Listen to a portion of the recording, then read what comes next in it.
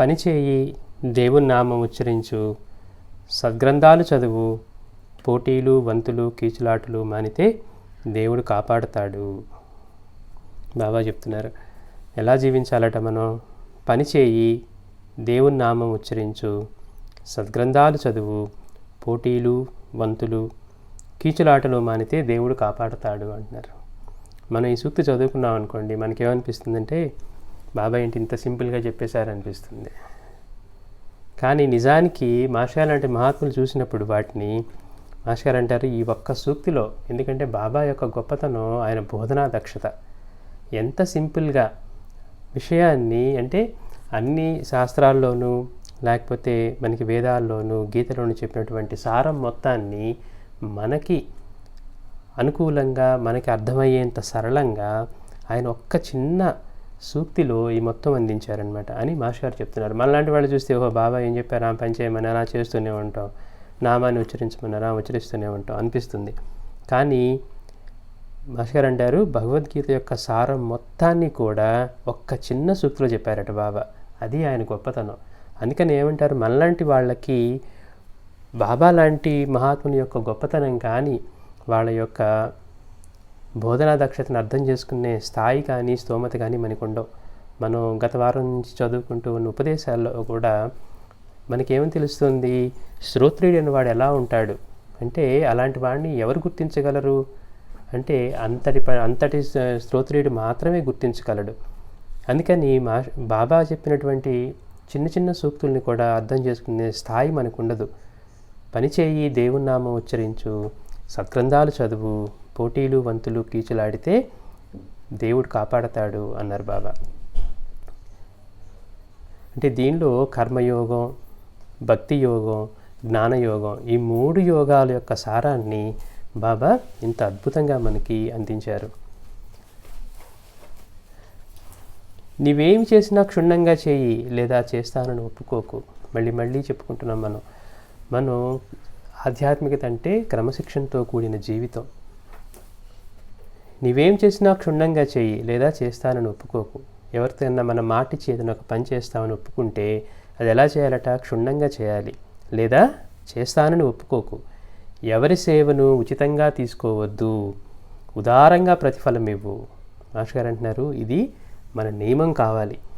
మనకి ఈ లౌకికమైన జీవితంలో ఎలాంటి వాటి పట్ల ఆశ అంటే మనకి ఎవరి చేతైనా తెలియకైనా తెలిసైనా తేలిగ్గా రావాలి, మనకి కష్టం లేకుండా. మనం గొప్పగా చెప్పుకుంటాం నేను చాలా తక్కువలో కొట్టేశానండి ఇదని. అంటే మన మనసు ఎలా ఉంటుంది,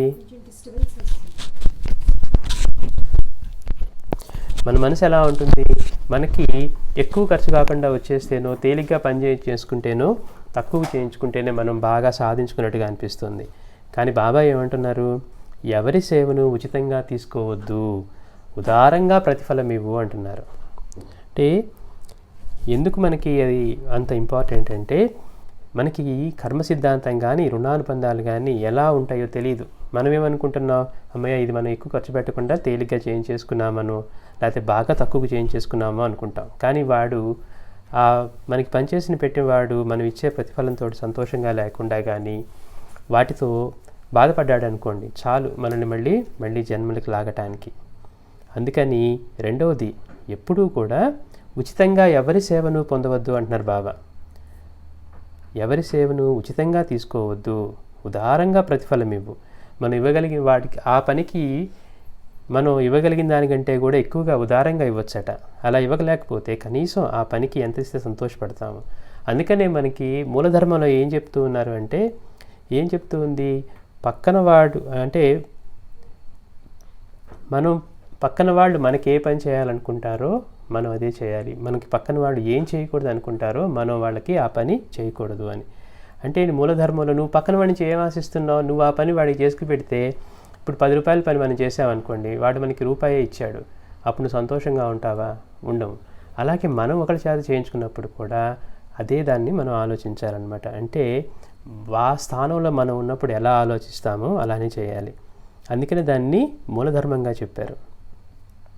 రెండవది ఎందుకు ఇలా చెప్తున్నారు అంటే, పక్కన వాళ్ళ సేవని కనుక మనం ఉచితంగా తీసుకుంటే మనం వాటి రుణానుబంధాలకి లోనైపోయి మళ్ళీ వాటి కోసం జన్మలెత్తి ఆ జన్మల్లో ఇంకా ఇంకా తెలియక మనం అజ్ఞానంతోనే ఉన్నాం కాబట్టి మనకు వచ్చే ప్రతి జన్మ మళ్ళీ మనం చేసే అహంకారం వల్ల అజ్ఞానం వల్ల మళ్ళీ మళ్ళీ మనం ఆ జన్మల్ని పెంచుకుంటూ పోతాం తప్పించి ఎప్పుడూ కూడా అందులోంచి బయటపడలేము.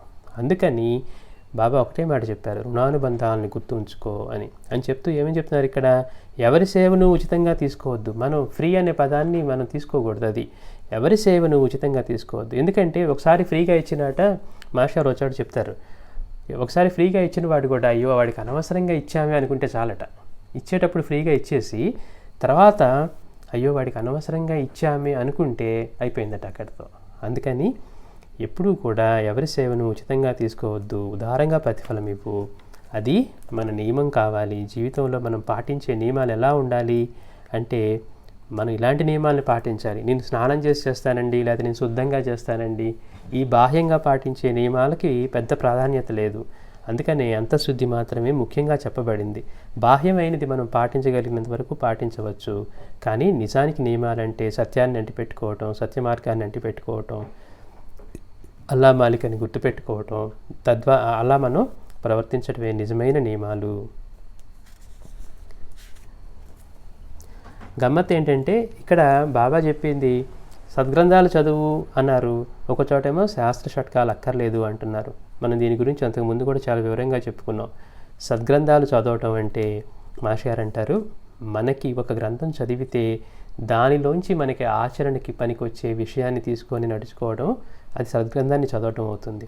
అలా కాకుండా అందులో చెప్పిన విషయాన్ని గుర్తుపెట్టుకొని మనం పక్కన వాళ్ళతోటి మన విద్యను ప్రదర్శించుకోవడానికో, పోటీలకో, శాస్త్ర చర్చలకో ఇలా వాడామనుకోండి, అప్పుడు అది శాస్త్ర చర్చ అవుతుంది. చదివేది ఒకే గ్రంథమైనా భగవద్గీతని చదువుకొని ఇందులో ఇలా చెప్పబడింది, మనకి భగవానుడు ఇలా చెప్పాడు, మన జీవితంలో ఇలా ఆచరించమని చెప్తున్నారు, సుఖానికి దుఃఖానికి పొంగిపోకుండా ఉండమని చెప్తున్నారు. అది అర్థం చేసుకొని మన జీవితంలో ఎదురయ్యే సంఘటనల పట్ల మనం కనుక అలా ప్రవర్తించితే అప్పుడు మనం సద్గ్రంథ పారాయణ చేసినట్టు, భగవానుడు అందించినటువంటి గీతని మనం పారాయణ చేసినట్టు. అలా కాకుండా గీతలో ఇలా చెప్పారండి, ద్వైతం ఇలా చెప్పారు, అద్వైతం ఇలా చెప్పారు, లేకపోతే మా గురువు గారు ఇలా చెప్పారని కొట్టుకొని అందులోంచి కనుక మనం విషయాల్ని కేవలం శాస్త్ర చర్చకు వాడుకుంటే మనకి అది ఆహారం కూడా విషాహారం అయినట్టుగా మనకి శాస్త్ర చర్చలకి పోతాం. రెండోది మాస్టర్ అంటారు, అటువంటి పిచ్చి పట్టిన వాడిని కాపాడటం ఎంతో కష్టం అన్నారు.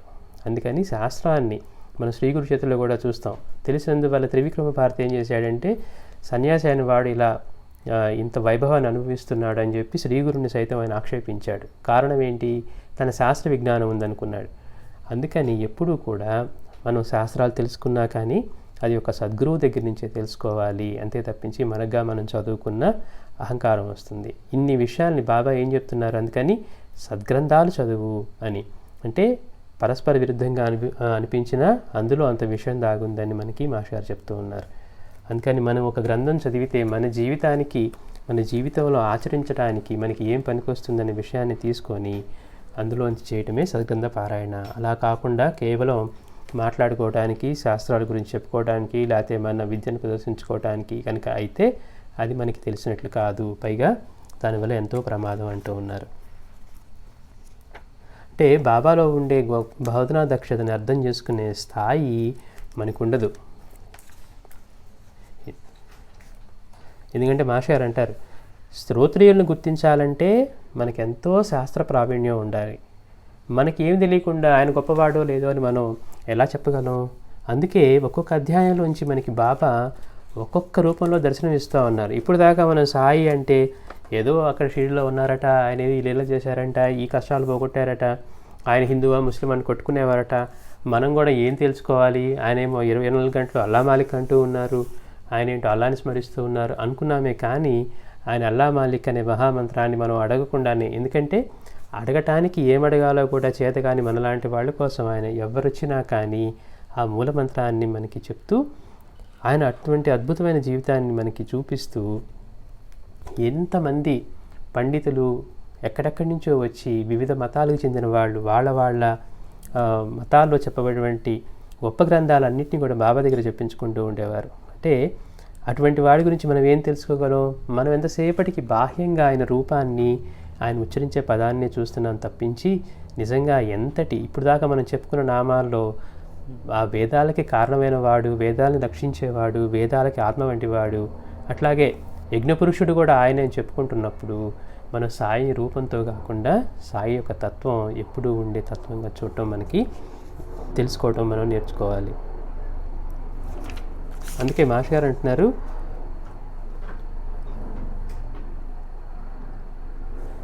మహాపతివ్రత తన సౌందర్యాన్ని, ప్రేమను సంపూర్ణంగా తన భర్తకు మాత్రమే ఏకాంతంలో ఎలా సమర్పించుకుంటుందో అలానే వేదం కూడా అర్హుడైన వాడికే తన అర్థమంతటినీ తెలియనిస్తుంది. వారే వేద విధులని వేదమే చెప్పింది. బాబా అలాంటి వారే. ఆయనకు ముస్లింలకు వేదమైన ఖురాను మాత్రమే కాక వేదం కూడా తన జ్ఞాన సంపదనంతటినీ సమర్పించుకుంది. అంటే ఆయన ఎంతటి శ్రోత్రియుడో చూడండి. మనం అద్భుతంలో కూడా అద్భుతం. మనం బాబాని తలుచుకునేటప్పుడు ఎలాంటి గురువుని ఆశ్రయించాలో మనకి శాస్త్రాలు చెప్తూ ఉన్నప్పుడు ముముక్షుడైన వాడు శ్రోత్రియుడు బ్రహ్మనిష్ఠుడైన గురువుని సమిధలు చేత పట్టుకొని పోయి ఆశ్రయించాలని ఉపనిషత్తులు చెప్తున్నాయి. అంటే భగవానుడు చెప్పారు కదా, మీరు వెళ్ళి జ్ఞానం ఆశ్రయించమని గురువులు అంటే ఎట్లా పడితే అట్లా వెళ్ళకూడదు. ఆయన ఎలాంటి వాడో మనం తెలుసుకొని వెళ్ళాలి. ఎలా ఉండాలట? ఆయన బ్రహ్మనిష్ఠుడు అయి ఉండాలి, ఆత్మవేత్త అయి ఉండాలి, జ్ఞాని అయి ఉండాలి, శ్రోత్రియుడు అయి ఉండాలి. పైగా మాస్టర్ అంటారు, ఆ గురువు నిరతాగ్ని హోత్రపరాయణుడిగా కూడా ఉండాలని దీని భావం. మనకి చెప్పిన శాస్త్రాల్లో చెప్పిన దాన్ని బట్టి. కానీ ఇలాంటి రోజుల్లో అలాంటి వాళ్ళు దొరకటమే కష్టం. పైగా ఒక్కొక్క గుణం ఒక్కొక్కళ్ళు కనపడచ్చు. ఒక ఆయన బ్రహ్మజ్ఞాని కనపడి ఉండవచ్చు, ఒక ఆయన ఇప్పుడు కొంతమంది అవుతున్నారనుకోండి, మనం వాళ్ళ దగ్గరికి వెళ్ళి ప్రశ్నలు వేయలేని స్థితిలో వాళ్ళు ఉంటారు. అంటే ఈ దేహ పరిమితులను దాటి వాళ్ళు ఎప్పుడు ఆత్మానందంలో ఉంటూ అంతర్ముఖులై మామూలు మన స్థాయికి దిగి మాట్లాడే వాళ్ళలాగా ఉండరు. ఇప్పుడు భరద్వాజ మహర్షి గారు కానివ్వండి, పూర్ణానంద స్వామి, సాయినాథుడు, వీళ్ళందరూ మనకు అందుబాటులో ఉండి మనతో మాట్లాడగలిగిన వాళ్ళు. ఇలాంటి వాళ్ళు ఎక్కడో ఒక్కరైనా దొరకవచ్చు, అంటే ఒక్కొక్క ఉన్నది. కానీ ఈ మూడు కూడా ఉన్న లక్షణాలు సద్గురు దొరకటం కష్టం. కానీ మన అదృష్టం కొద్దీ మనకి సాయినాథుడు ఈ మూడు లక్షణాలతో మనకి అందుబాటులోకి వచ్చారు. అంటే సాయిని చూసేప్పుడు మనం చూడాల్సిన గొప్పతనం గురించి మనం ఒకసారి సాయి అంటే ఎలాంటి శ్రోత్రియుడు, ఎలాంటి బ్రహ్మనిష్ఠుడు, ఎంతటి గొప్పవాడు, నిరతాగ్నిహోత్రి పరాయణుడు అని మనం గుర్తుపెట్టుకుంటూ ఉంటున్నాం. అందుకే వేదాలు కేవలం వేద విజ్ఞానం ఉందని చెప్పి వాళ్ళు దక్షిణాది నుంచి బ్రాహ్మణులు వచ్చి సాయి దగ్గర కేవలం బహుమతులు పొందాలని వచ్చి మళ్ళీ ఇక్కడికి వచ్చాక వాళ్ళకి నమస్కారం చేయడానికి కూడా, అంటే వేదాల్లో చెప్పినటువంటి అంతా ఒక్కటే తత్వం అన్న దాన్ని కూడా వాళ్ళు విస్మరించి ఇక్కడ రూపాన్ని మాత్రమే చూస్తూ ఆయన నుంచి కానుకలు మాత్రమే ఆశిస్తూ ఆయనకి నమస్కారం చేయడానికి మనసొప్పక భూమి మీద భగవంతుడి పాదాలు తలచి నమస్కరించిన తర్వాత వాళ్ళు వేదం చదవటం మొదలుపెట్టిన తర్వాత వాళ్ళు మర్చిపోయారు. అంటే మనలో ఉండి పనిచేసే తత్వం కూడా మనది కాదు, అది గుర్తుపెట్టుకోవాలి. మనం అనుకుంటాము ఇదంతా మన ప్రజ్ఞే, నేను గుర్తుపెట్టుకోబట్టి కదా ఇదంతా నేను చెప్పగలుగుతున్నానని. కానీ ఒక్కసారి మనలో ఆ గుర్తుపెట్టుకునే తత్వమే పోయిందనుకోండి, మనం అసలు ఇప్పటివరకు మనకి ఇచ్చిన విలువ ఏమీ ఉండదన్నమాట. అంటే మనం అనుకుంటున్నాం ఇదంతా మన ప్రజ్ఞ అని, కానీ మనలో ఉండి నడిపించేది కూడా పలికించేది కూడా ఆయనే. ఒకసారి భరద్వాజ మహర్షి గారు ఆస్తి నాస్తి చర్చలు జరుగుతున్నప్పుడు ఈ గొప్ప గొప్ప నాస్తికులతో చర్చలు చేసేవారట. అప్పుడు ఒక విద్యార్థి మాస్టర్ గారిని ప్రశ్న వేశాడు. మాస్టర్ గారు, ఒకవేళ ఈ ప్రశ్న వేసి ఉంటే మీరు ఏం చెప్పేవారు అన్నారట. అప్పుడు మాస్టర్ అంటే, ఒరే వాడి ప్రశ్న వేయాలన్నా ఇక్కడి నుంచి రావాలరా అన్నారట. అంటే ఏంటి? ఆయన సన్నిధిలో కూర్చున్న తర్వాత వాడు పని చేయటం, వాడిలో పనిచేసే ప్రజ్ఞ, చైతన్యం, ఇవన్నీ కూడా వీటన్నిటికీ ఆధారమైన వాడు ఎవరైతే ఉన్నారో ఆయన అని చెప్తున్నాడు. మనం అది మర్చిపోయి మనం ఏదో గొప్పవాళ్ళమని, లేకపోతే మనకేదో క్వశ్చన్ ఉందని మన ప్రజ్ఞని అనుకుంటూ ఉన్నాం. అలా విస్మరించినందుకే వీళ్ళేంటి తనలోంచి పలికేది కూడా భగవంతుడే అనేది మర్చిపోయి కేవలం ఆయన దగ్గర నుంచి కానుకల కోసం బాబా దగ్గర వేదం చదవటం ఆరంభిస్తే వాళ్ళ అహంకారానికి ఎంతటి అద్భుతంగా ఆయన కరెక్ట్ చేశారో చూడండి. వాళ్ళు చదవటం మొదలుపెట్టి ప్రతిసారి మంత్రం మర్చిపోయేవారట. మళ్ళీ దాన్ని కొంటిగా బాబా ఆ మంత్రాన్ని ఎంతో సుస్వరంతో అందిస్తూ ఉంటే వాళ్ళకి ఆశ్చర్యం వేసేదట. చూస్తానికి ఇంతటి ముస్లిం ఫకీర్లా ఉన్నాడు, వేదాన్ని ఇంతటి సుస్వరంతో అందిస్తూ ఉన్నాడని ఆశ్చర్యపోయి.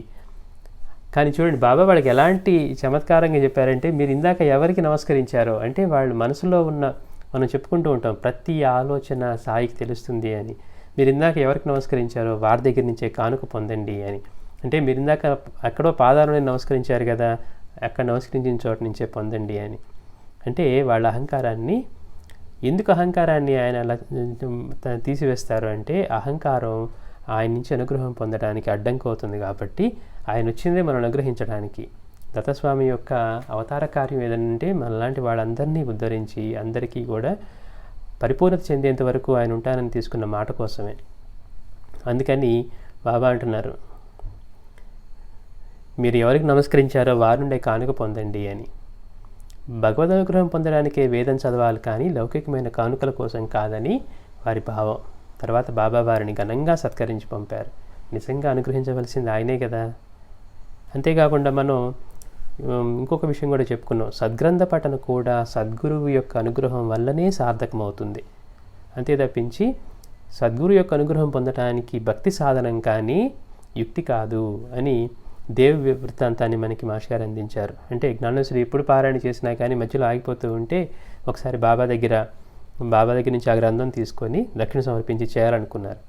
బాబా ప్రతిసారి విడినప్పుడల్లా దక్షిణ పెడుతున్నారు కానీ పారాయణ గురించి చెప్పట్లేదట.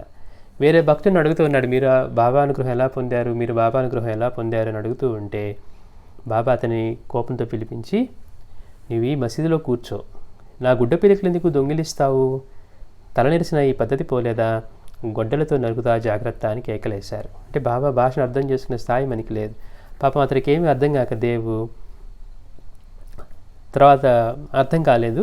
మళ్ళీ నాటి మధ్యాహ్నం బాబా అతనితో ప్రేమగా, గుడ్డ పిలికల విషయం చెప్పి నిన్ను బాధ పెట్టానా, దొంగతనం చేస్తే ఒప్పుకోక తప్పదు, ఏం చేస్తాం, దైవమే సాక్షి అని మరలా 12 రూపాయలు దక్షిణ తీసుకున్నారు. నువ్వు రోజు ఉదయం వాడాలో జ్ఞానేశ్వరి పారాయణ చేయి, నీకు మంచి జరీసాలు వదలిచాను అని చెప్తున్నారు. అంటే మాస్టర్ అంటారు, భక్తితో సద్గ్రంథ పఠనం ద్వారా సాయి అనుగ్రహాన్ని పొందాలి కానీ వారిని వీరిని ఆశ్రయించకూడదని వారి భావం. అంటే మనకి బాబా తన గురువుని సేవించిన సాంప్రదాయాన్ని మనకి చెప్తూ మనల్ని కూడా అలానే సేవించి ఆయన యొక్క అనుగ్రహాన్ని పొందమని చెప్పారు.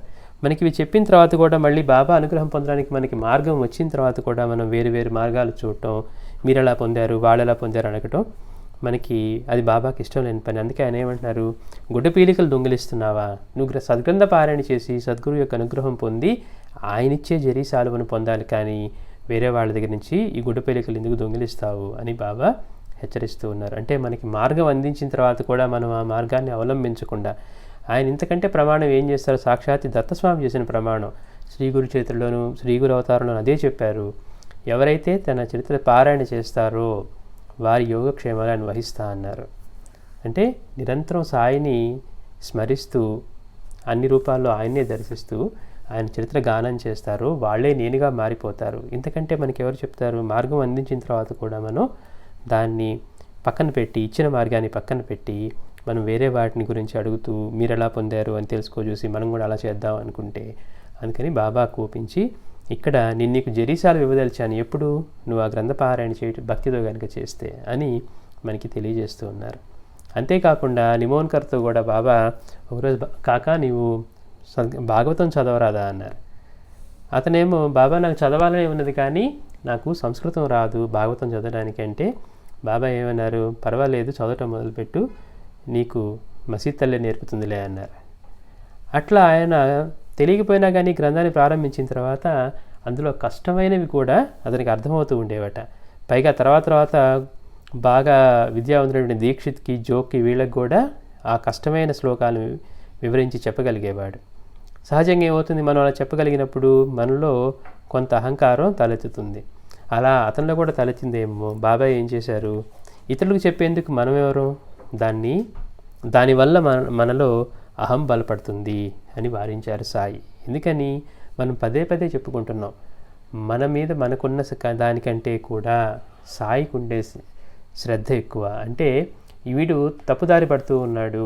మనం సాటే విషయంలో కూడా అదే చూసాం. కేవలం స్థలం చూడటానికి రాదన్న కోపంతో భార్యను కొట్టడానికి కొరడా తీసుకున్న సాటేని అప్పటికప్పుడు పిలిపించి బాబా మందలిస్తూ ఉన్నారు.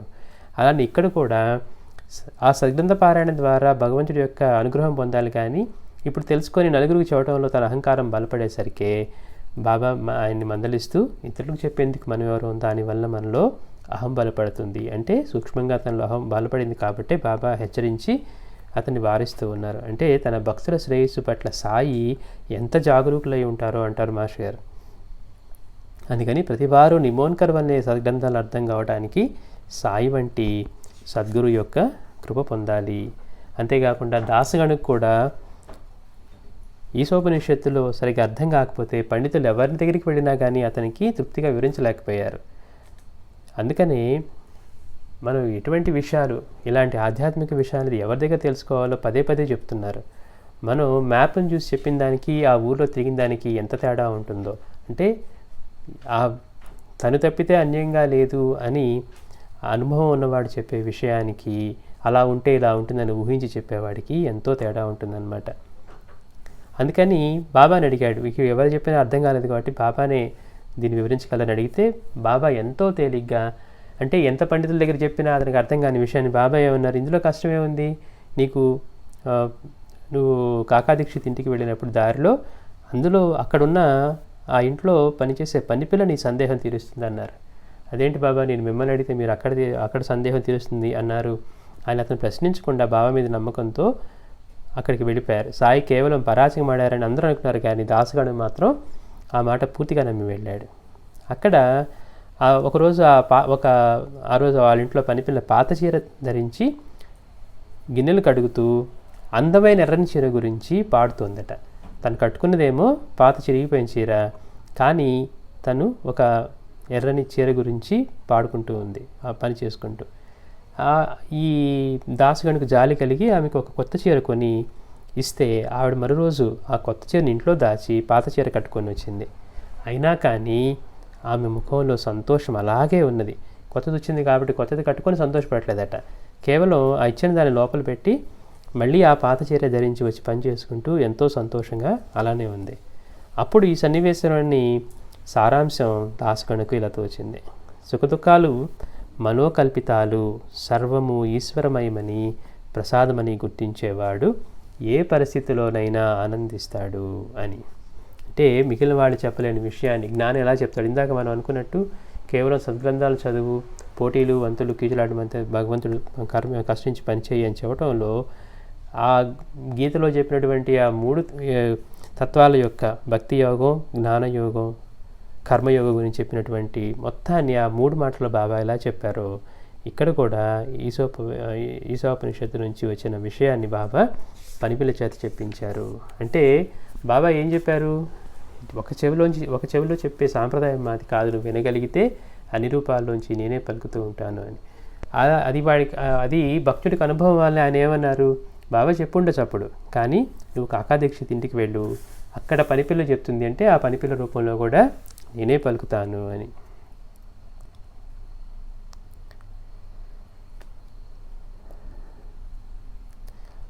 మనం అంతేకాకుండా ఒక గొప్ప విషయాన్ని, ఇంకో గొప్ప లీలను కూడా చదువుకున్నాం మనం గత వారం. ఒకసారి షిరిడీలో నార్కే ఉన్నప్పుడు బాబా వెళ్ళి మిఠాయి తీసుకురమ్మని పంపిస్తే ఆ మిఠాయి దుకాణంలోని మిఠాయి యజమాని అక్కడ ప్లేగు వలన చనిపోయి ఉన్నాడు. చనిపోయి ఉన్నప్పుడు ఇప్పుడు అతనికి సంశయం ఏర్పడింది, ఇక్కడ దాకా వచ్చి ఆ మిఠాయి తీసుకువెళ్ళాలా వద్దా, మరి ఇక్కడ ఇతను చచ్చిపోయి ఉన్నాడు అని. కానీ అతని భార్య అంది, యజమాని దుకాణం యజమాని భార్య, మీకు ధైర్యం ఉంటే అలమారాలో మిఠాయి ఉంది తీసుకువెళ్ళండి అని. సరే అది అట్లాగో ధైర్యం చేసి తీసుకొని వచ్చిన తర్వాత బాబా అంటూ ఉన్నారు, బాబా అది ప్రసాదంగా పంచి నార్కేతో అంటూ ఉన్నారు, అది తింటే చచ్చిపోతావని, ఊరి విడిస్తే బ్రతుకుతావని అనుకుంటున్నావు, అలా ఎన్నటికీ జరగదు. ఎక్కడున్నా సమయం వచ్చినప్పుడు మృత్యువు కొడుతుంది. మనకు ఆశ్చర్యం వేస్తుంది కొన్ని వింటే. అంటే సమయం వచ్చినప్పుడు చిన్న విషయం కూడా తీసేసుకుంటుంది అనమాట. బాబా చెప్తున్నాడు ఇది గుర్తుపెట్టుకోమని. అది తింటే చచ్చిపోతావని, ఊరి విడిస్తే బ్రతుకుతావని అనుకుంటున్నావు, అలా ఎన్నటికీ జరగదు. ఎక్కడ ఉన్నా సమయం వచ్చినప్పుడు మృత్యువు కొడుతుంది అన్నారు. అంతేకాకుండా బాబా ఒక్కోసారి కుష్ఠరోగుల చేత కూడా ఊది అందరికీ ఇప్పించేవారట. అంటే వాళ్ళని అంటరాని వాళ్ళుగా దూరంగా ఉండి అసహించుకునే వాళ్ళకు కూడా సంస్కరించేవారు బాబా. అంటే వాళ్ళ చేత ప్రసాదం ఇప్పించినా ఊది ఇప్పించినా తీసుకునే వాళ్ళకి ఏం జరిగేది కాదు. ఒకసారి శ్రీమతి మేనేజర్ ఇలా చెప్పింది, వెళ్ళిపోతూ ఉన్న ఒక కుష్ఠరోగిని వెనక్కి పిలిచి బాబా అతని మూటలోని పాలకోవా నాకు ఇచ్చారు. చూడండి గమ్మత్తు, ఒక కుష్ఠరోగి బాబా దగ్గరికి వచ్చి వెళ్ళిపోతూ ఉంటే బాబా వెనక్కి పిలిచి అతని మూటలో ఉన్న ఒక పాలకోవా తీసుకొని అక్కడున్న శ్రీమతి మేనేజర్కి ఇచ్చారంట. ఎందుకని? ఎప్పుడైతే అతను వచ్చాడో ఆవిడలో అతన్ని చూడగానే కుష్ఠరోగి అవటం వల్ల అసహ్యభావం కలిగింది. అందుకని బాబా ఏం చేశారు, ఆవిడ్ని కరెక్ట్ చేయాలని సంస్కరించడం కోసం ఎవరినైతే అసహించుకుందో మనసులో బయటికి చెప్పకపోయినప్పటికీ కూడా సాయి వెంటనే అతని వెనక్కి పిలిపించి అతని మూటలోని పాలకోవా బిళ్ళ తీసుకొని ఆవిడకి ఇచ్చారు. అప్పుడు ఆవిడకి అర్థమైంది, సాయి నా అసహ్యం గుర్తించి నాకు నమ్రత, సహనము, సోదరభావము బోధిస్తున్నారని నాకు తెలుసు. అంతేకాకుండా సాయినాథుడి యొక్క శక్తి ఆరోగ్య సూత్రాలకు అతీతమని గుర్తించాను. అందుకని ఆయన కుష్ఠరోగి ఇచ్చినా, ప్లేగు వ్యాధి ఉన్న చోట నుంచి ప్రసాదం తెచ్చినా కానీ ఏం జరిగేవి కాదు. అంటే మనం గుర్తుపెట్టుకోవాల్సింది ఏంటంటే, నార్కేకి చెప్పిన విషయాన్ని, అది తింటే చచ్చిపోతావని, ఊరు విడిస్తే బ్రతుకుతావని అనుకుంటున్నావు, అలా ఎన్నటికీ జరగదు. ఎక్కడున్నా సమయం వచ్చినప్పుడు మృత్యువు కొడుతుంది అన్నారు. ఒకరోజు సీతాఫలాలు అమ్మే ఒక మనిషి ఫలాల వెల ఎక్కువ చెప్పింది. సాయి చాలాసేపు బేరమాడి 10 అణాలకు 6 పండ్లు కొన్నారు. ఒకరోజు సీతాఫలాలు అమ్మేవాడు వచ్చి ఆవిడ ఆ ఫలాల యొక్క వెల ఎక్కువ చెప్పిందట. బాబా చాలాసేపు బేరమాడారట. చూడండి, ఆశ్చర్యం వేస్తుంది. బాబా చాలాసేపు బేరమాడి 10 అణాలకు 6 పండ్లు కొన్నారు. ఇంతలో మరొక ఆమె ఆ పండ్లే తెచ్చింది. ఆమెను 6 అణాలకు 10 పండ్లు ఇమ్మన్నారు. ముందు ఆవిడనేమో 10 అణాలకు 6 పండ్లు కొన్నారు. అక్కడ ఎక్కువ డబ్బులు పెడుతూ ఉన్నారు. తర్వాత రెండో ఆవిడ తెచ్చినప్పుడు బాబా ఏం చేశారు, 10 అణాలు కాస్త 6 అణాలు చేసి ఫస్ట్ 10 అణాలకేమో 1 డజన్ పండ్లు అడిగారు. తర్వాత 6 అణాలకి 10 పండ్లు ఇమ్మన్నారు. ఆమె వెంటనే ఇచ్చింది. అప్పుడు సాయి చెరో రూపాయి ఇచ్చి, మొదట వచ్చిన పండ్లకు గిరాకీ ఎక్కువ కనుక 6 పండ్లకు 10 అణాలు, తర్వాత వచ్చిన పండ్లకు విలువ తగ్గుతుంది కనుక తక్కువ వెల నిర్ణయించాము అన్నారు.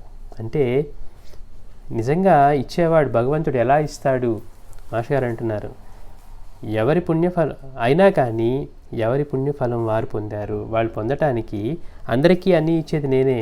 దానికి కారణం ఏంటి? వారి పుణ్యఫలం. అందుకని మనకి చూస్తానికేమో ఆయన ఇక్కడ ఒకరికి ఎక్కువ ఒకరు తక్కువ ఇచ్చినట్టు ఉంటుంది. కానీ బాబా ఏమంటున్నారు, ఇక్కడ మాస్టర్ గారు ఏమంటున్నారు, ఎవరి పుణ్యఫలం వారు పొందారు. పైగా ఇక్కడ మా బాబా ఏం చెప్తున్నారు, మొదట వచ్చిన పండ్లకు గిరాకీ ఎక్కువ కనుక 6 పండ్లకు 10 అణాలు. అప్పుడు ఏమీ లేవు కాబట్టి మొదట వచ్చిన వాటి మీద దృష్టి ఉంటుంది. ఇప్పుడు ఎప్పుడైతే మళ్ళీ అందుబాటులోకి వచ్చాయో ఆటోమేటిక్గా వాటి విలువ తగ్గుతుందన్నమాట. అంటే ముందు ఉన్నంత ఇది ఉండదు. అందుకని తర్వాత వచ్చిన పండ్లకు విలువ తగ్గుతుంది కనుక తక్కువ నిర్ణయించాము. అయినా కానీ ఎవరి పుణ్యఫలం వారు పొందారు. పుణ్యసూత్రం ఎలా పనిచేస్తుందో మనకి పుణ్యసూత్రం కానీ, కర్మసూత్రం కానీ, లేకపోతే రుణానుబంధాలు కానీ ఎలా పనిచేస్తే తెలియకపోవటం వల్ల మనం ఆధ్యాత్మికత అనే విషయాన్ని అసలు అర్థం కూడా చేసుకోలేకుండా జీవించేస్తాం. అయితే ఆధ్యాత్మికంగా మనం ఏదో చేస్తున్నామని భ్రమలో జీవించి ఇంకా ఇంకా తెలియకుండా మన అహంకారంతో తప్పులు ఎక్కువ చేస్తూ మనం వీటిలో చిక్కుకుపోతూ ఉంటాం. అందుకనే బాబా చెప్పినటువంటి విషయాన్ని ఎంతైనా మనం గుర్తుపెట్టుకోవాలి. ఎవరి సేవను ఉచితంగా తీసుకోవద్దు, రుణానుబంధాలను గుర్తుపెట్టుకో. నీ దగ్గరికి వచ్చి ఎవరన్నా ఏమైనా అడిగితే సాధ్యందరూ చెయ్యి, లేకపోతే చేసేవాళ్ళని చూపించని. కానీ సాయి అనుగ్రహం ఒక్కొక్కప్పుడు మాటలకు అందిన అనుభూతిగా భక్తులకు లభించేది. బాబా యొక్క అనుగ్రహం, మనం బాబా దగ్గరికి ఎలాంటి భావాలతో వస్తారో ఆ భావాన్ని బట్టే వాళ్ళకి అనుభవాలు కూడా అలానే జరిగేవి. ఇప్పుడు ఆయన పిచ్చివాడు అనుకుని వచ్చిన వాడికి ఏమో బాబా అప్పుడు దాకా కూర్చున్న వాడు కాస్త లేచి కొండలన్నీ బోర్లు ఇస్తూ కనపడతాడు. అదే ఇంకొకడు ఈయన సాక్షాత్తు విఠలుడు అనుకుని వచ్చారనుకోండి, వాళ్ళకి అట్లానే దర్శనం ఇచ్చేవారు. అందుకని మనం ఎలాంటి భావంతో వెళ్తామో అటువంటి అనుభవాలే ఆయన ప్రసాదించేవారు. ఒక్కొక్కసారి బాబా యొక్క అనుగ్రహం మాటలకి అందనిదిగా అనుభూతిగా భక్తులకు లభించేది. నారాయణాశ్రం ఇలా చెప్పారు, భక్తులు ఆత్మవికాసానికి బాబాగారి ప్రత్యక్ష సాన్నిధ్యమే అక్కర్లేదు, మసీదులోనే కాక గదిలో కూడా వారి ప్రభావం ఉండేది. అంటే ఈ నారాయణాశ్రమం అతను ఏం చెప్తున్నాడు, భక్తుల యొక్క ఆత్మవికాసానికి బాబాగారి యొక్క ప్రత్యక్ష సాన్నిధ్యమే అక్కర్లేదు. ప్రత్యక్ష సాన్నిధ్యం అంటే మనం సాయి ముందే ఆయన దేహంతో ఉన్న అక్కడే కూర్చొని పొందేదే ప్రత్యక్ష సాన్నిధ్యం. కానీ ఈయనేమంటున్నాడు, మసీదులోనే కాక గదిలో కూడా వారి ప్రభావం ఉండేది. అలా కాదనుకోండి, ఇవాళ సాయినాథుడు తన దేహాన్ని చాలించిన తర్వాత కూడా ఇంతమంది కొత్త వాడిని, లక్షల కోట్ల మంది ఆయన భక్తులు అవటం చూస్తే ఆయన ఎప్పుడూ ఉన్నవారే. అందుకని ప్రత్యక్ష సన్నిధి అంటే మనం దేహంతో అనుకుంటున్నాం, ఆయనేమో దేహంతో ఉన్నప్పుడే దేహానికి బద్దులుగా జీవించలేదు. అందుకని మసీదులోనే కాక గదిలో కూడా వారి ప్రభావం ఉండేది. గదిలో ఏముంది, ఇప్పుడు ఆయన షిరిడీలో ఉన్నా మనం ఇక్కడ కూర్చున్నా కానీ ఆయన ప్రభావం మన మీద ఉంటుంది. అయితే బాబా ప్రసాదించేదంతా స్వీకరించగలవారు లేరు కాబోలు. ఆయన తర్వాత వారి స్థానానికి ఎవరూ వారసులు కాలేదు. ఒక్కొక్కళ్ళు ఒక్కో రకంగా చూస్తారనమాట. అంటే వీళ్ళు ఏమనుకుంటున్నారు, అంతటి గొప్పవాళ్ళు లేకపోతే ఆ స్థాయిలో వాళ్ళు లేరు కాబట్టి ఆ తర్వాత వారి స్థానానికి ఎవరు వారసులు కాలేదు అని వాళ్ళ భావాన్ని చెప్తున్నారు. కానీ నిజానికి సాయి ఏమన్నారు, నా సమాధి నుంచే నేను పలుకుతాను, నా మట్టి సమాధానం చెప్తుంది అని ఎందుకు చెప్పారు అంటే, నా ఈ దేహాన్ని అయితే గుప్తపరుస్తున్నాను కానీ నేను ఎప్పుడు ఇక్కడే ఉంటాను, చైతన్య రూపుణ్ణై ఉంటాను అని చెప్పి మనకి అనుభవం ఇచ్చారు. అందుకని మనం లేనప్పుడు ఆయనకి వారసులు ఉంటారు, ఆయనే అక్కడ ఉన్నానని చెప్పిన తర్వాత ఆయనకి వారసులు ఎలా ఉంటారు?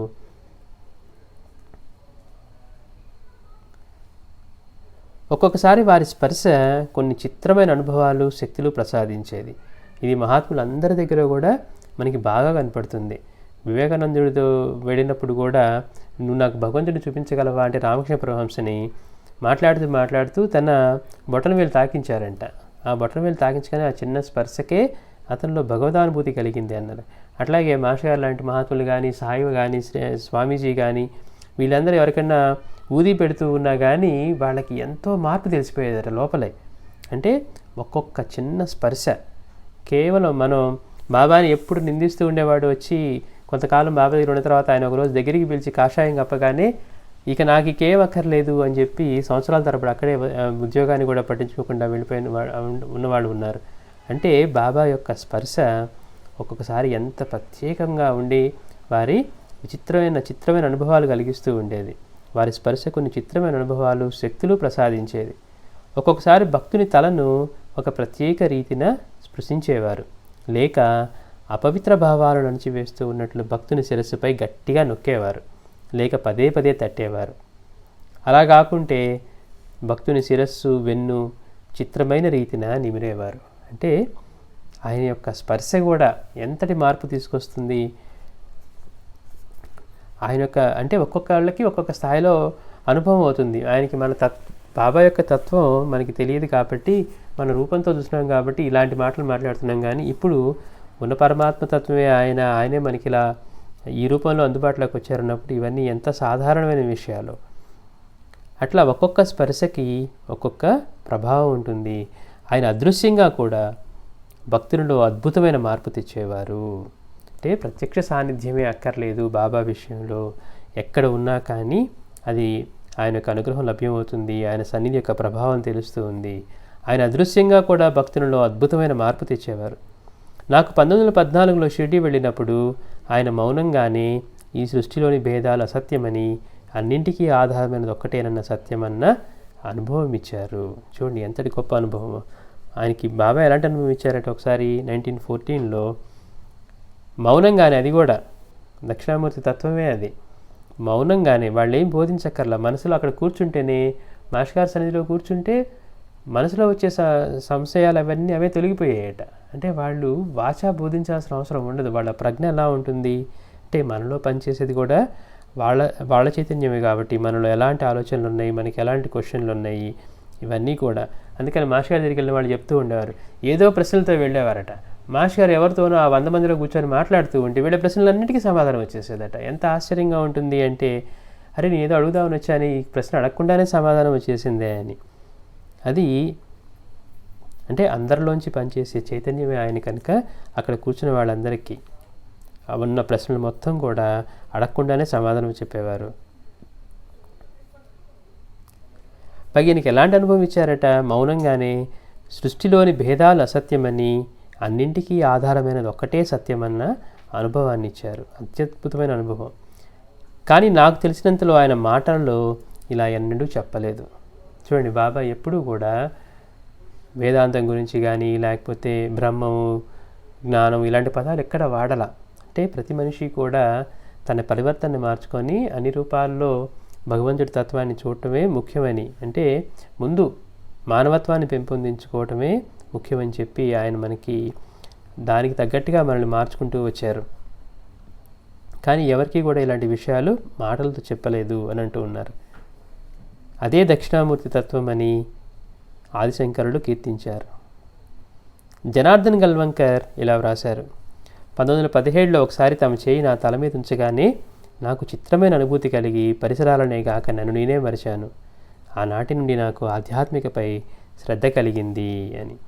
ఈ జనార్దన్ గల్వంకర్ యొక్క అనుభవం అత్యద్భుతం అన్నమాట. ఒకసారి బాబా దగ్గరికి ఎక్కడి నుంచో నడుచుకుంటూ వచ్చాడట. వచ్చినప్పుడు అతనికి బాబా మీద భక్తి కానీ అలాంటివి ఏమీ లేవు. కానీ బాబా ఏం చేశారు, ఒకసారి ఆయన చేయి ఈ గల్వంకర్ తల మీద ఉంచగానే అతనికి చిత్రమైన అనుభూతి కలిగి పరిసరాలనే మర్చిపోయి అతను ఒక సమాధి స్థితిని పొందాడట. తర్వాత పక్కన వాళ్ళు తీసుకువెళ్ళి పక్కన కూర్చోబెట్టారు. ఆ తర్వాత వెళ్ళిపోయాడు. అతనికి బాబా సమాధి చెందిన తర్వాత కూడా ఇంకా అతని భక్తి పరిణితి చెంది ఎంతో అద్భుతమైన అనుభవాలు కలిగాయి అన్నమాట.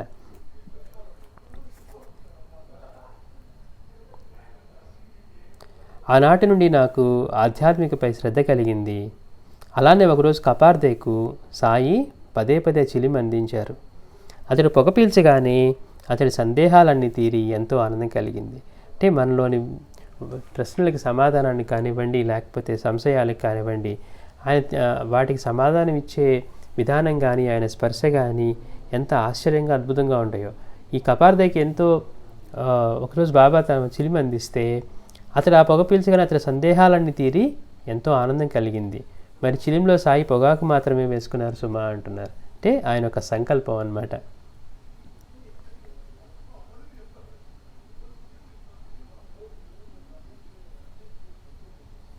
బాబా సందేశం సమయానికి వచ్చిన సద్గ్రంథాల ద్వారా కూడా భక్తులకు చేరేది. బాబా యొక్క సందేశం సమయానికి వచ్చిన సద్గ్రంథాల ద్వారా కూడా భక్తులకు చేరేది. అంటే బాబా ఏం చెప్పారు, అనేక రూపాల్లో అనేక చోట్ల నుంచి ఆయనే పలుకుతూ ఉన్నారని.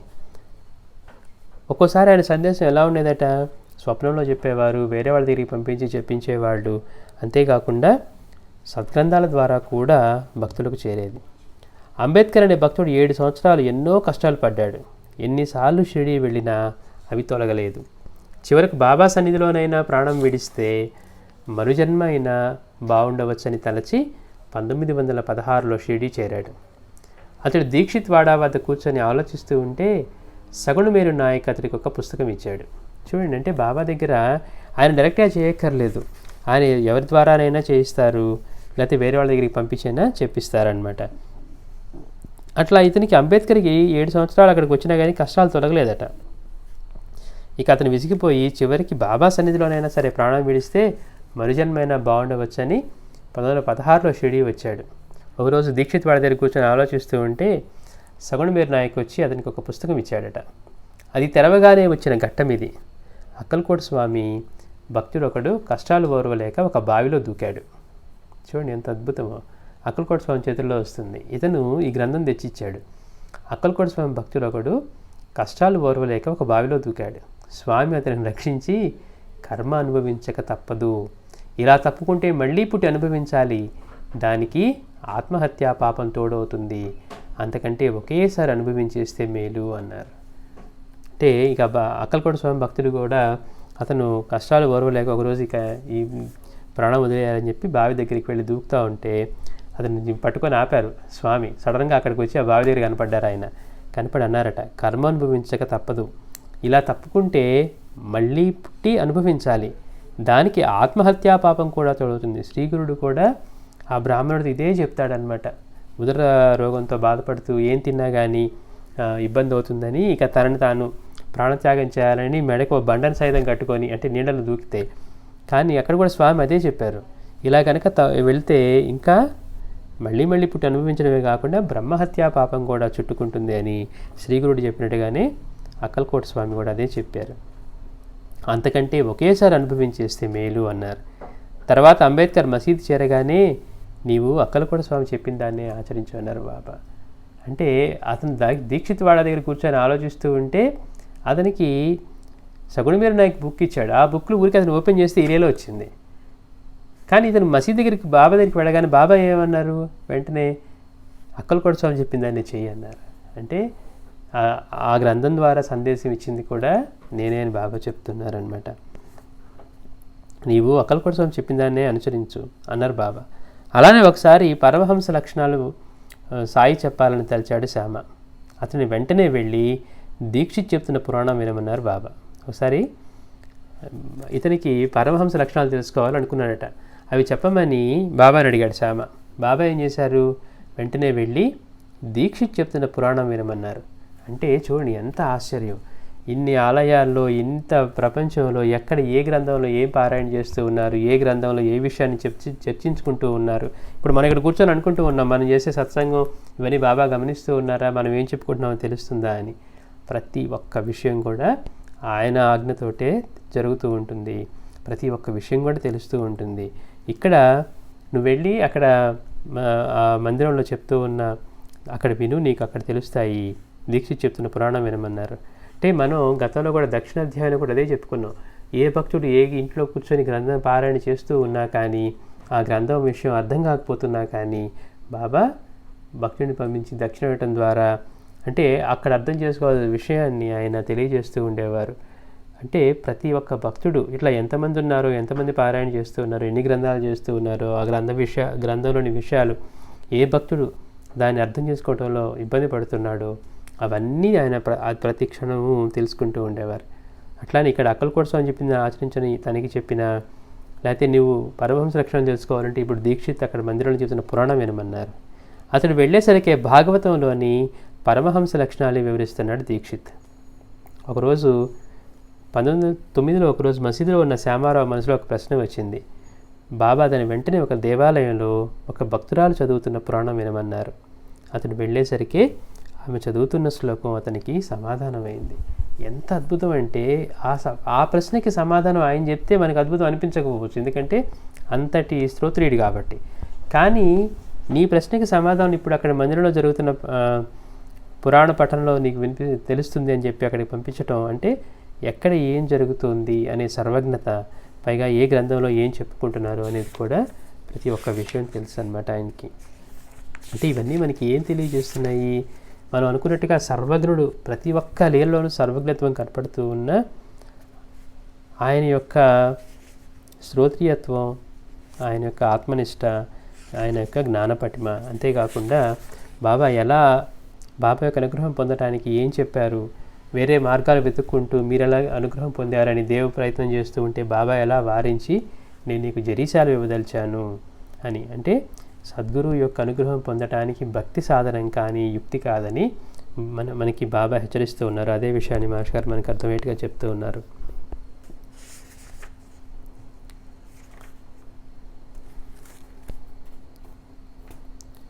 ఇది ఉపదేశాలు అనుగ్రహ బలం అనే అధ్యాయం. అంటే మనం సాయిని చూడటం నేర్చుకోవాలి మొదట. అసలు సాయి అంటే ఎవరు అని ఇప్పుడు ఈ అధ్యాయంలో ఒకలా కనపడుతూ ఉన్నారు. ఒక్కొక్క అధ్యాయంలోంచి ఒక్కొక్క విశ్వరూప దర్శనం చేస్తూ ఉంటారనమాట. అంటే బోధనా దక్షత, సర్వజ్ఞత, తర్వాత ఆయన యొక్క అనుగ్రహం పొందడానికి ఏం చేయాలి, ఆయన ఏం ఉపదేశించారు, తర్వాత నిజమైన శ్రోత్రియుడు ఎలా ఉంటాడు, నిజమైన జ్ఞానం ఎలా ఉంటాడు, అలాంటి వాళ్ళని ఎలా ఆశ్రయించాలి,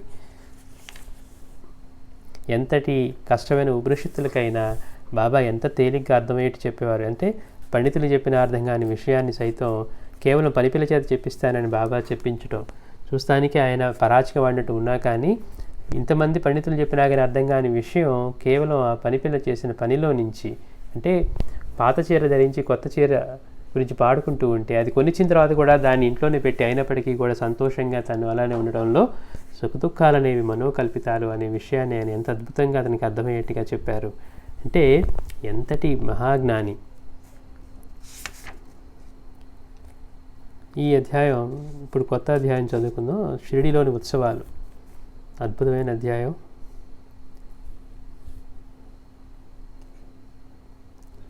పల్లకి చావడి ఉత్సవం బాబా దగ్గర జరిగే ప్రతి గురువారం జరిగే ఈ పల్లకి ఉత్సవం, చావడి ఉత్సవం ఎంతో అద్భుతంగా ఉంటుందంటారు. ఒకరోజు పెద్ద వర్షం వచ్చి మసీదంతా తడిచిపోయి బాబా కూర్చునేందుకు కూడా చోటు లేకుండా పోయింది. ఇప్పుడు మనం షిరిడీలో మసీద్ చూసామనుకోండి, చక్కగా అంతా ఫ్లాట్గా చేసి బండలు వేసి అంతా చక్కగా కనపడుతుంది. కానీ బాబా నివసించినప్పుడు మసీద్ ఎలా ఉంది అని చెప్పుకున్నాం, మోకాలు అది గుంటలు ఉండేవట. అంత శిథిలమైన మసీద్ అది. ఆ శిథిలమైన మసీదులో పైనుంచి కప్పు ఎప్పుడు ఊడిపడుతుందో తెలీదు, అన్ని గుంటలు. ఇంత ఇదిగా ఉండే చోట ఆయన కేవలం ఒక చిన్న గోనెగుడ్డ వేసుకొని దాని మీద గోడ ఆనుకోకుండా కూర్చునేవారు. అలాంటి మసీదులో ఉండేవారు. ఒకరోజు పెద్ద వర్షం వచ్చినప్పుడు ఆ మసీద్ అంతా తడిచిపోయి బాబా కూర్చునేందుకు కూడా చోటు లేకుండా పోయింది. భక్తులు ఆయనను నాటి రాత్రికి చావడిలో ఉండమన్నారు. ఆ పక్కన చిన్న చావడి ఉంటుందన్నమాట. ఆ చావడిలో ఉండమన్నారు. ఆయన అంగీకరించకపోయేసరికి పట్టుపట్టి ఆయన అక్కడికి తీసుకుపోయారు. ఆయనకి వర్షం, తడి ఇవన్నీ ఏం చేస్తాయి? ఆయన చెట్టు క్రింద ఉన్నప్పుడు ఎండ వాన లేకుండా, చలికాలం ఎండాకాలం అంతా కూడా అక్కడి నుంచి కదలకుండా, రాత్రి పగలం లేకుండా ఉన్నటువంటి వాడికి ఇక్కడ వర్షం వచ్చి తడిస్తే మాత్రం ఆయనకి చోటు మారని ఎలా ఉంటుంది? కాబట్టి బాబా మీరు చావిడిలో కూర్చోవలసిందే అంటే ఆయన అంగీకరించలేదట. అంగీకరించకపోయేసరికి పట్టుపట్టి ఆయన అక్కడికి తీసుకుపోయారు. ఆ రాత్రి ఆయన అక్కడే విశ్రమించారు. నాటి నుండి ఆయన ఒక రాత్రి మసీదులోనూ ఒక రాత్రి చావిడిలోనూ నిద్రించేవారు. ఒక రాత్రి ఆయన ఒకరోజు ఇంకా ఆయన పట్టుబట్టి తీసుకువెళ్ళారట. అప్పటి నుంచి బాబా ఏం చేశారు? ఒకరోజు రాత్రి అక్కడ విశ్రమించిన తర్వాత నాటి నుండి ఆయన ఒక రాత్రి మసీదులో ఒక రాత్రి చావడిలోనూ నిద్రించేవారు. వారిని భక్తులు మసీదు నుండి చావడికి వేడుకలతో తీసుకువెళ్ళడం క్రమంగా డిసెంబర్ 10, 1909 నాటికి అది గొప్ప చావడి ఉత్సవంగా రూపొందింది. అంటే గమ్మత్తుగా ఉంటుంది మనకి. మనం షిరిడీ కనుక దర్శనం చేయకుండా గ్రంథం చదువుకుంటే ఇవన్నీ కొంచెం దూరంగా ఉంటాయేమో అనిపిస్తుంది. కానీ మసీదు నుంచి బయటకు వస్తే ఇటు పక్కన చావడి కనపడుతుంది, ఇటు పక్కకి వెళ్తే హనుమాన్ మందిరం ఉంటుంది, ఇటు వెనక్కి వెళ్తే వెంటనే మనం మందిరం నుంచి అటు సమాధి మందిరం నుంచి బయటకు అడుగు పెడితేనే మళ్ళీ గురుస్థానం, ఇటువైపు వస్తేనేమో ద్వారకామాయి, పక్కకి వెళ్తే కొంచెం ముందుకెళ్తే లెండిబాగు, ఈ పక్కనే దీక్షిత్ వాడ. అంటే అన్నీ ఆనుకొని ఉన్నట్టుగా ఉంటాయి చూస్తానికి. కానీ గమ్మత్ ఏంటంటే, ఎందుకు ఈ మాట చెప్తున్నానంటే, మసీదులో నుంచి చావడికి వెళ్ళటానికి ఉత్సవంగా జరిగేదట. దానికి 2-3 గంటలు పట్టేదట. ఆయన ఇక్కడి నుంచి మనం 2 అడుగులు వేస్తే చావడి, అలాంటి దానికి ఆయన్ని ఆ ఉత్సవం లాగా తీసుకువెళ్తూ మళ్ళీ ఒక గుర్రాన్ని అలంకరించి ఒక పల్లకి పట్టుకొని వాళ్ళు వెళ్తూ ఉంటే బాబా కూడా అసలు అక్కడి నుంచి కదలకుండా, అంటే కదిలినట్టుగా అడుగులు వేస్తూ, అంటే అంతటి గొప్ప ఉత్సవం. ఇవి ఎందుకు పక్కనే ఉన్నప్పటికీ కూడా అలా చేసేవారు. అది డిసెంబర్ 10, 1900 నాటికి అది గొప్ప చావడి ఉత్సవంగా రూపొందింది. నేటికి ఇది గురువారం రాత్రి పల్లకీ ఉత్సవంగా జరుగుతుంది. ఎట్లా అంటే అక్కడ జరిగే ఉత్సవాల్లో బాగా గురువారం జరిగేటువంటి పల్లకీ ఉత్సవం గురించి చెప్పుకుంటున్నాం. ఒకప్పుడు హార్దా నుంచి భక్తులు బాబాకు ఒక పల్లకీ పార్సిల్ చేసి పంపారు. బాబా దానిని మసీదు ముంగిట పెట్టించి 3 మాసాలు దాన్ని తెరవనివ్వలేదు. అంటే మనం ఇక్కడ బాబాను ఒకరోజు ఆ వర్షం వల్ల చావడిలోకి తీసుకువెళ్ళి అక్కడ విశ్రమించమన్నందుకు గాను, సరే బాబా ముందు ఒప్పుకోకపోయినా తర్వాత వీళ్ళు బలవంతం చేసి తీసుకెళ్ళి కూర్చోబెట్టారు. అట్లానే మనకి ఆ చెట్టు క్రింద నుంచి మసీదులో అలానే కూర్చోబెట్టారు. మరి నాకు ఇక్కడే బాగుందిరా అన్నా కానీ విలిమించుకోకుండా. సరే ఇక్కడి నుంచి ఏం చేశారు బాబా? ఒకరోజు రాత్రి మసీదులోను ఒకరోజు చావడిలోను నిద్రించడం మొదలుపెట్టిన తర్వాత వీళ్ళు గురువారం రోజు దాన్ని ఉత్సవంగా చేశారట. దానికి కారణం ఏంటి? ఒకసారి హార్దా నుంచి ఎవరో భక్తులు బాబాకు ఒక పల్లకీని పార్సిల్ చేసి పంపారు. బాబా ఏం చేశారు? దాన్ని మసీదు ముంగిటే పెట్టించి 3 మాసాలు దాన్ని తెరవనివ్వలేదు. ఒకరోజు రఘువరి పురందరే చనువుగా, బాబా ఈరోజు పల్లకి బయటికి తీసి పూలతో అలంకరించి అందులో మిమ్మల్ని చావుడికి తీసుకుపోతామన్నారు. వాళ్ళెవరో భక్తితో ఆయనకి ఒక పల్లకి పంపిస్తే ఆయన మసీదు బయటే పెట్టించి దాని పార్సిల్ కూడా విప్పనివ్వలేదట. కానీ ఒకరోజు రఘువీర పురందరే వచ్చి బాబాతో చనువుగా అన్నాడు, బాబా ఈరోజు మిమ్మల్ని పల్లకిని పూలతో అలంకరించి అందులో మిమ్మల్ని చావుడికి తీసుకుపోతామన్నారు. సాయి ఆ పార్సిల్ విప్పడానికి ఒప్పుకోలేదు. అయినా అతడు పంతంగా విప్పుతుంటే బాబా గద్దించి పట్టరాని కోపంతో సట్కా తీసుకొని చంపేస్తారని అతని మీదకు పరిగెత్తారు. అంటే బాబా ఏ పని చేస్తూ ఉన్నా మొదటిసారి చేసేటప్పుడు ఆయన కోపంగా చూపించేవారన్నమాట. ఆ కోపం. రెండవది ఏంటి, బాబాకి అది ఇష్టం లేని పని. అందుకని అతను ఆ పార్సిల్ విప్పుతుంటే ఆయన బాబా వద్దన్నారు. పంతంగా విప్పుతుంటే బాబా గద్దించి పట్టరాని కోపంతో సట్కా తీసుకొని చంపేస్తానని అతని మీదకి పరిగెత్తారు. ఇక్కడ మనం మళ్ళీ ఒకటి గుర్తుపెట్టుకోవాలి, మహాత్ముల యొక్క చర్యలు మనకి తేలిగ్గా అర్థమయ్యేట్టుగా ఉండవు. ఆయన అనుగ్రహాన్ని కూడా ఎలా అందించేవారు? ఒక్కోసారి తిట్లతోటి, ఒక్కొక్కసారి వాళ్ళని కొట్టడంతో అలా కూడా ఆయన అనుగ్రహం కురిపించేవారనమాట. అది అర్థం కాక మనం అదేంటి బాబా ఆయన ఊరేగిస్తారంటే అరుస్తున్నారు అని అనుకోకూడదు. పట్టరాని కోపంతో సట్కా తీసుకొని చంపేస్తారని అతని మీదకి పరిగెత్తారు. భక్తులు భయంతో పారిపోయారు. పురందరే మాత్రం అదేమీ పట్టించుకోకుండా నెమ్మదిగా పార్సిల్ విప్పి పల్లకిని పూలతో అలంకరించాడు. చూడండి, బాబా మరి చంపేస్తానంటే కదా, చంపేయలేదేంటి అంటే, ఏ కొత్త పని ప్రారంభించినా కానీ బాబా దగ్గర నుంచి అట్లా వచ్చేది. అది కూడా ఒక విధంగా అనుగ్రహమే. ఇతనికేం భయం, చంపితే ఏంది బాబానే కదా అనుకుని ఉండేవాడికి అతను ఎన్ని అంటున్నా కానీ పట్టించుకోకుండా చిన్నగా ఆ పార్సెల్ విప్పి దాన్ని పూలతో అలంకరించాడు. ఇక బాబా మౌనంగా ఉండిపోయారు. అది చూసిన పురందరే పంతంగా, ఇక నుంచి మిమ్మల్ని పల్లకీలో ఊరేగింపుతో చావుడికి తీసుకెళ్తాము అన్నారు. బాబా కామైపోయిన తర్వాత ఇతను పురందరే అంటున్నాడు, ఇక నుంచి మిమ్మల్ని పల్లకీలో ఊరేగింపుతో చావుడికి తీసుకెళ్తామన్నారు. అప్పుడు బాబా అన్నారు, అలా మాత్రం ఎన్నటికీ జరగనివ్వను అన్నారు. అంటే ఎంత పంతంగా చెప్పారు చూడండి. బాబా కూడా అలా మాత్రం ఎన్నటికీ జరిగింది. బాబా మిమ్మల్ని పల్లకీలో ఊరేగింపుతో చావుడికి తీసుకెళ్తాము అంటే అలా మాత్రం ఎన్నటికీ జరగనివ్వను అన్నారు. అతడు అయితే పల్లకి ఖాళీగా మోసుకుపోతావా ఏంటి అన్నారు. అంటే బాబా దగ్గర చనువున్న భక్తులు ఆయన్ని అలానే అడిగేవారు, మరి పల్లకిని ఖాళీగా మోసుకుపోతావా ఏంటి అంటే సాయి ఉగ్రులై నువ్వు ముందు బయటికి పోతావా లేదా అని చెడ్డగా తిడుతూ సట్కాతో బెదిరించారు. అతడు త్వరగా ఆ పని పూర్తి చేసి స్వగ్రామం వెళ్ళిపోయాడు. అంటే ఆ పల్లకి అంతా ఊరేగించి అది పల్లకి అంతా అలంకరించి చేసి తను స్వగ్రామం వెళ్ళిపోయాడు. అతడు అనుమతి కోరినప్పుడు బాబా ఏమీ మాట్లాడకుండా ఊది ఇచ్చారు. తర్వాత చావడికి వెళ్ళవలసిన రోజున సాయంత్రం అయ్యేసరికి భక్తులందరూ మొట్టమొదటి పల్లకీ ఉత్సవానికి మసీదు వద్దకు చేరారు. బాబా మాత్రం పల్లకీ ఎక్కనని భీష్మించారు. చూడండి ఆయన ఎంతగా అంటే ఇవాళ రోజున మహాత్ముని చూస్తే మనకి ఎంత ఇది ఆశ్చర్యంగా అనిపిస్తుందో. ఈయన ఎంత నిరాడంబరంగా జీవించి ఆ వ్యక్తి పూజన అంటే బాబాని ముందు పూజించడానికి కూడా ఒప్పుకునేవారు. ఈ మసీదులో మనం చదువుకున్నట్టుగా ఈ మహల్సాపతి, శ్యామ వీళ్ళందరూ కూడా ముందు మసీదు బయట పూజ చేసేవారట. బిల్వపత్రాలు తెచ్చి ఆయన శివుడిగా అర్చించాలనుకున్న వాళ్ళు కూడా మసీదు మెట్ల మీద పూజ చేసేవారట. అంటే ఆయన స్పర్శతోటి అవి పవిత్రమయ్యాయి ఆయన పాదాలతోటి అని చెప్పి మసీదు మెట్లకు పూజ చేసేవారట. అంటే ఏ పని ముందు ఆయన వ్యక్తిగతంగా అట్లా పూజకి ఒప్పుకునేవారు కాదు.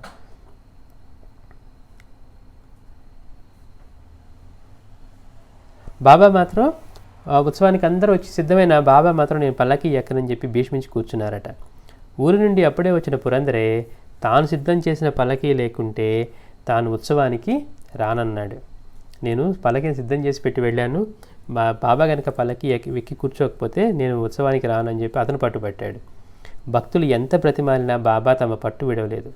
చివరకు పల్లకీలో వారి పాదకులు ఊరేగించాలని సాయి పాదచారి అయి ఊరేగింపుతో వెళ్ళాలని రాజీ కుదిరింది. అంటే చూడండి ఎప్పటికీ ఉండే శాశ్వతమైన ఒకదాన్ని అందిస్తున్నారు మార్గాన్ని. దత్తపాదుకులకున్న ప్రాముఖ్యత అదే అనమాట, ఎప్పుడూ ఉండేవి అవి.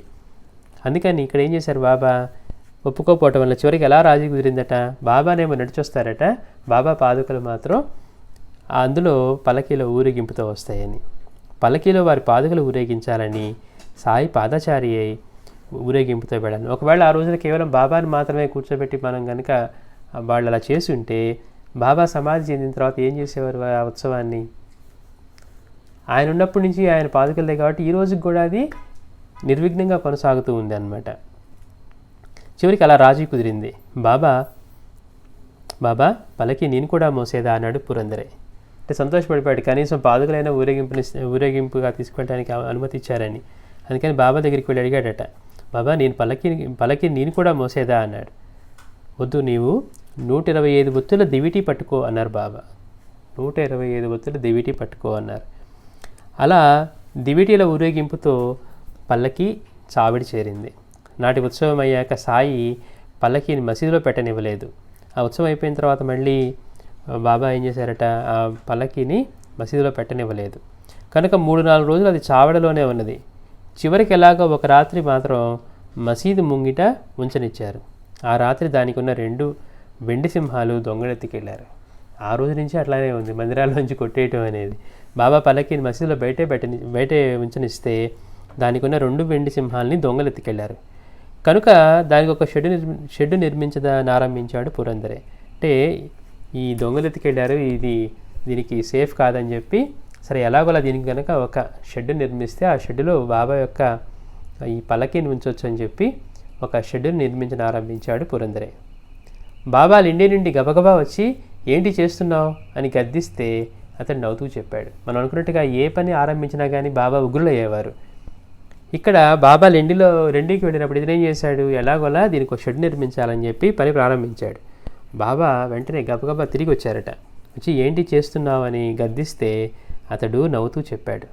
ఆయన ఉగ్రులై, నువ్వు ఇక్కడి నుంచి పోతావా లేక నీ తలపాలు కొట్టనా అని మీదకి వెళ్ళారు. పురందరేని చూడండి గమ్మత్, ఇందాక కూడా చంపేస్తానని మీదకి వెళ్ళారు కానీ ఒక్క దెబ్బ కూడా వేయలా. ఏది మొదట పల్లకీని తీసి ఆయన అలంకరణ చేస్తూ ఉన్నప్పుడు, ఇప్పుడు కూడా షెడ్ ఆరంభించినప్పుడు నువ్వు ముందు ఇక్కడి నుంచి పోతావా లేదా అని గద్దిస్తూ ఉన్నారు. నువ్వు ఇక్కడి నుంచి పోతావా లేక నీ తలపాలు కొట్టనా అని మీదకి వెళ్ళారు. అతను ఆయన కాళ్ళ వేళ్లపడి బ్రతిమలాడారు. ఆయన మరింత గట్టిగా, నాకు నువ్వు వద్దు, పల్లకీ షెడ్డు అసలే వద్దు, నన్ను విసిగించకు పో అని అరిచారు. కానీ అతడు చేస్తున్న పనిలో మాత్రం జోక్యం చేసుకోలేదు. ఆశ్చర్యంగా ఉంటుంది. అంటే మనమైతే భయపడి పారిపోతాం. వీళ్ళు ఎంత నిశ్చయంగా వాళ్ళు ఎలాగైనా చేయాలనుకున్నట్టుగానే బాబా కూడా అరుస్తున్నారు, కానీ ఒక వాళ్ళ పనిలో జోక్యం చేసుకోవడం కానీ అడ్డగించడం కానీ చేయలేదు. అట్లా మధ్యాహ్నం ఆరతయ్యాక భక్తులందరూ భోజనాలు చేసి తిరిగి మసీదు చేరిన పురందరే మాత్రం వెళ్లకుండా పనిచేస్తూనే ఉన్నాడు. ఇతనేంటి, మళ్ళీ నేను వెళ్ళిపోవాలి, ఈ పని ప్రారంభించాను కాబట్టి ఇవి కంప్లీట్ చేయాలనుకొని ఆయన భోజనానికి కూడా వెళ్లకుండా పురందరే మాత్రం వెళ్లకుండా పనిచేస్తూనే ఉన్నాడు. సాయి కొన్నిసార్లు అతనికి నెమ్మదిగా చెప్పారు, పోరా వెళ్ళి భోజనం చేసి మనం రమ్మంటే అతనేమో కదలట్లేదు. నెమ్మదిగా చెప్పారు, మందలించారు, గద్దించారు. అంటే అతను కదలకపోయేసరికి ఒక్కొక్క ముందు నెమ్మదిగా చెప్పారు, మళ్ళీ మందలించారు, గద్దించారు. దేనికి చెప్తున్నారు? ఆయన వెళ్ళి భోజనం చేసిరా అని చెప్తున్నారు. అంటే మిగిలిన భక్తులందరూ భోజనం చేసి వచ్చారు, నువ్వు మాత్రం భోజనం చేయకుండా ఇదే పనిలో నిమగ్నమై ఉన్నావని గద్దించారు. భోజనానికి వెళ్లకుంటే కొడతానని బెదిరించారు. అయినా కానీ అతడు వినిపించుకోలేదు. బాబాయ్ కొడితే కొట్టారులే అని అతను మాత్రం తన పనిని ఆపకుండా చేస్తూ ఉన్నాడు. ఇక బాబా కోపం వచ్చింది. ఎందుకని నెమ్మదిగా చెప్పారు, మందలించారు, తర్వాత గద్దించారు, కొడతానని బెదిరించినా కానీ కదలకపోయేసరికి బాబా కోపం వచ్చి పట్టరాని కోపంతో పలకుండా పదే అతని కేసు చూస్తారు. చేత్తో పొట్ట తడుముకుంటారు. చూడండి, ఆయన పట్టించుకోలేదని బాబా పట్టరాని కోపంతో పదే అతని కేసు చూస్తారు, చేత్తో పొట్ట తడుముకుంటారు. భోజనం చేయింది ఎవరు? పురందరే. ఇక్కడ బాబా అతన్ని చూస్తూ కోపంతో ఆయన పొట్టను తడుముకుంటూ ఉన్నారట ఒక చేత్తో.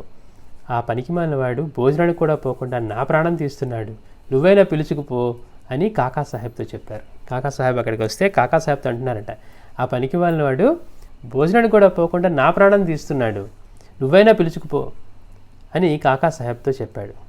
అతడు సెలవు పెట్టాడు, అలా అయ్యేలోగా పని పూర్తి చేయాలని చూస్తున్నాడు, అతన్ని భోజనానికి పిలుచుకెళ్ళనా అన్నాడు కాకా. అంటే కాకాకి తెలుసు అతను ఎందుకు భోజనానికి కూడా వెళ్ళకుండా చేస్తున్నాడంటే ముందు ఆ పని ఎలాగోలా కంప్లీట్ చేసి వెళ్ళిపోవాలి, మళ్ళీ సెలవు అయిపోతుంది అని.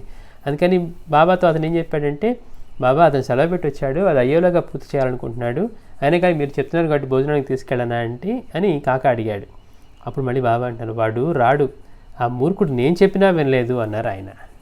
అంటే బాబాకి తెలుసు వీడికి కదిలేట్లేడని, అందుకని మళ్ళీ కాకాతో అంటూ ఉన్నారు, వాడు రాడు, ఆ మూర్ఖుడు నేను చెప్పినా వినలేదు అన్నారు ఆయన.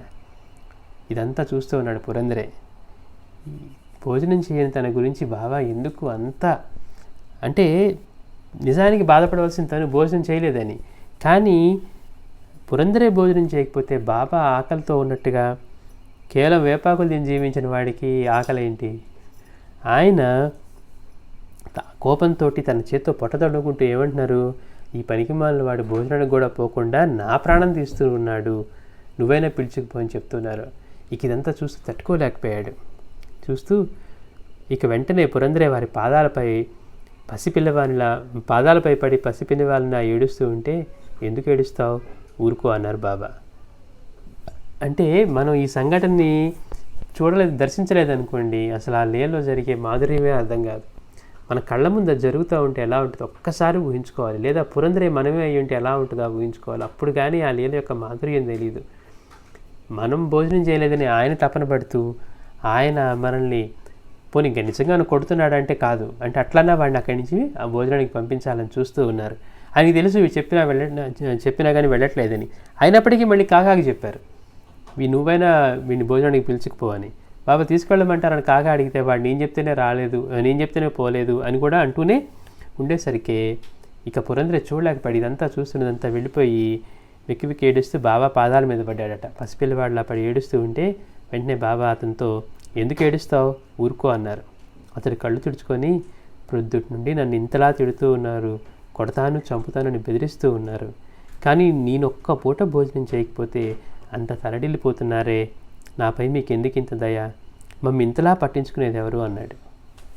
చూడండి, ఒక్కసారి అంటే మనం పదే పదే చెప్పుకుంటున్నాం ఆయన ఎంతటి ప్రేమ స్వరూపం.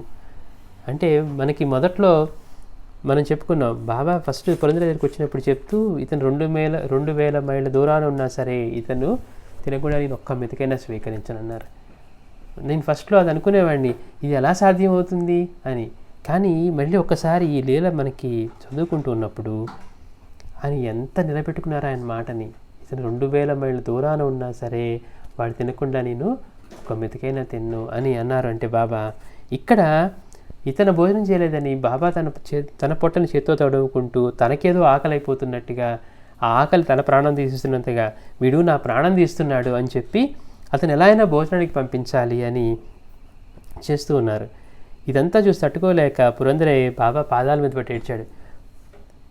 బాబా పర్వాలేదు, ఎందుకు ఏడుస్తావు ఊరుకో అని బాబా అతన్ని ఊరడిస్తుంటే అతని కళ్ళు తుడుచుకొని అప్పుడు చెప్తున్నాడు, ప్రొద్దుటి నుంచి నన్ను తిడుతూనే ఉన్నారు, కొడతానని చంపుతానని బెదిరిస్తూ ఉన్నారు, కానీ నేను ఒక్క పూట భోజనం చేయకపోతేనే మీరు ఇంత తలడిల్లిపోతున్నారు, నా పైన మీకు ఎందుకు ఇంత దయ, మమ్మల్ని ఇంతలా పట్టించుకునేది ఎవరు అన్నాడు. అంటే ఎందుకు అతను అంత కదిలిపోయాడంటే బాబా తిడుతూ మందలిస్తూ ఉంటున్నారు, కానీ నిజానికి నేను ఒక్క పూట భోజనం చేయలేదని అంతగా తలడిల్లిపోతున్నారు, మా గురించి ఎవరు పట్టించుకుంటారు ఇంత, మీకెందుకు మా మీద ఇంత దయ అన్నారు. నోరుమై వెళ్ళి భోజనం చేయి, కడుపు మండిపోతుంది అన్నారు బాబా. బాబా ఏం మాట్లాడకుండా నోరుమై వెళ్ళి భోజనం చేసిరా, కడుపు మండిపోతుందన్నారు. అతడు 2 అడుగులు వేసి చటుక్కున వెనక్కి తిరిగి నేను వెళ్తే మీరు ఇదంతా పీకేస్తారు అన్నాడు. బాబా ప్రసన్నులై నేనేమన్నా రాక్షసున్నా, నేను అలా ఏమీ చేయలే అన్నారు.